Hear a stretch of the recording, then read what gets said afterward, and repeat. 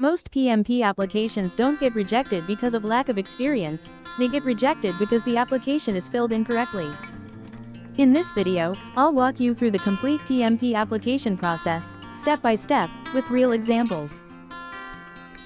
First, create an account on PMI.org. Always use your official name exactly as per your ID.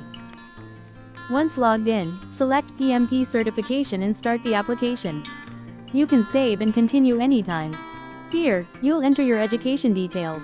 Make sure dates and qualification are accurate. This is where most people make mistakes. Do not write job duties. Describe your work using project management processes. Always write your experience in terms of initiating, planning, executing, monitoring, and closing. Enter your 35 contact hours from a valid training provider. This is mandatory. Before submitting, review everything carefully. Overlapping dates or incorrect wording can trigger an audit. An audit is not a rejection.